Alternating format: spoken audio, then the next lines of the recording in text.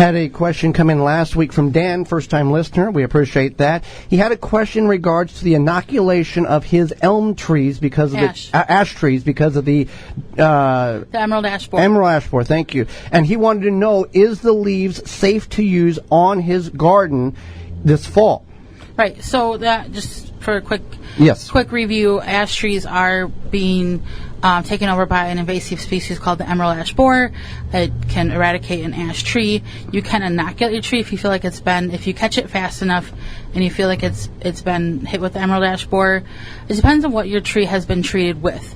There is a product called azadirachtin, which is also known in the popular term as TreeAzin, and it's an omri listed and it's safe. So if it's an omri listed product like TreeAzin, then you could use your leaves. Yes, that's not a problem. However, if it's something that's not omri listed, it's not safe to use those leaves. And that would include this one called Imidacloprid. I don't know how to say Imidacloprid. Right, so that's not safe.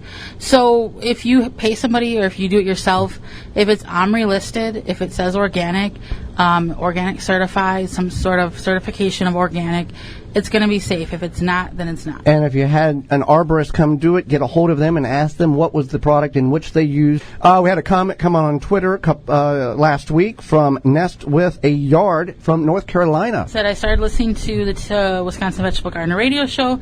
It's a lot of fun and full of useful gardening tips. If you're looking for a podcast to pass at the time at home or on your commute, try the Wisconsin Vegetable Gardener radio show. Thank you for keeping me entertained on my commutes. Well, you're very welcome. We appreciate hearing comments like that come in from all over the country. Here's a canning question for you, Holly, since you're a multi-award-winning Wisconsin State Fair canner.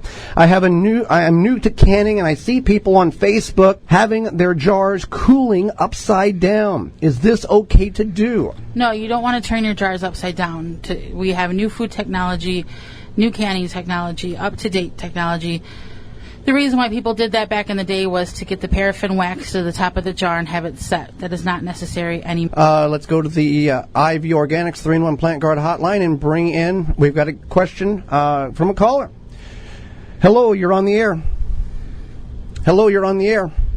Yes, I have a question for you. Yes, go ahead. I have some creeping, my daughter told me the name of it, but it's creeping something. Creeping Charlie. Yeah, Charlie. What can I do for that? Well, Creeping Charlie is part of the mint family, and part of the mint family, mint's very invasive, and in our large garden, the front yard is overtaken with Creeping Charlie because it roots and then it's like a web of roots. Web of roots under the soil. So there are a couple of options. One, there's a chemical option. You can use a glyphosate weed killer. That will kill the whole plant. Like Roundup. Like Roundup. That will kill the whole plant. Also can toxify the soil. You can also solarize the area if you can catch it before it spreads too much. Solarization is a means of taking clear plastic or black plastic, covering the area, sealing it down with rocks, stones, logs, and leaving it there for 6-8 months and letting the soil basically bake from the sun. That solarization under the plastic, and then that should kill all the roots, follicles, and the plants. Any other options in which we have? That's it. I mean, otherwise you just have to kind of embrace it. Unfortunately, it's very invasive, it spreads fast, and that's pretty much your options. Yeah, chemical application or solarization of the. You can try to remove it, but you're not going to get all the roots out of it. And the problem with trying to weed is that you're going to leave certain roots in there, and the roots can start growing from a very, very small division of chunks. So.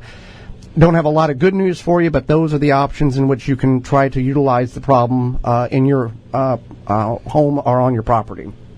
Well, thank you so much for that. I'm sorry I called so late. No, you're fine. I woke up and heard you talking, and oh my God! But I can't remember all of that. But I hope somebody else heard it that I know, so they wrote it down for me. All right. For sure. Thank you very much. Creeping Charlie. Yes. Okay. Where can I? Is there a book or something I can get that has that information in it? Yeah, you can you can get a hold of us. If you stay on the line, we can get your contact information, and we can get the information to you after the show. Thank you so much. I do appreciate that. Absolutely. You can also always send us a question via email at twvgshow@gmail.com. How many bush beans can I plant in a 5-gallon bucket?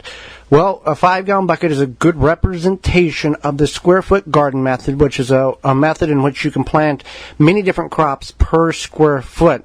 For beans, bush beans, you can do 9 per square foot, and a 5-gallon bucket is a good representation. It's not quite a square foot. For other examples, in a 5-gallon bucket, you could do 16 radishes, 16 carrots. So it's a good chart to look at, a good guideline to grow a lot of produce in a very small area. I have harvested my garlic in late June and hung it in the garage to dry. The plants are all brown. Does this mean that the bulb is at a point where I can cut the tops off and store the bulbs? Yes, that is correct. Once the tops have dried, you can cut the stalk off. We usually cut it about 3 inches above the bulb.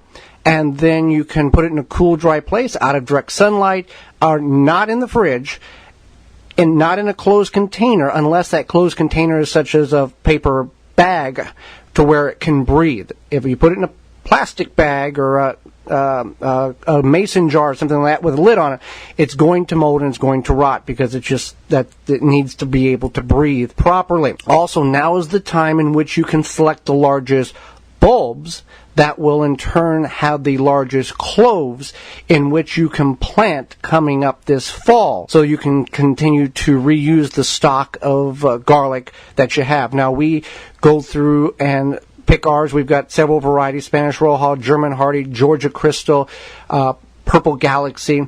And based on the variety of garlic, that will indicate how many cloves typically are in a bulb. Some will have 4 or 5, others can have 15.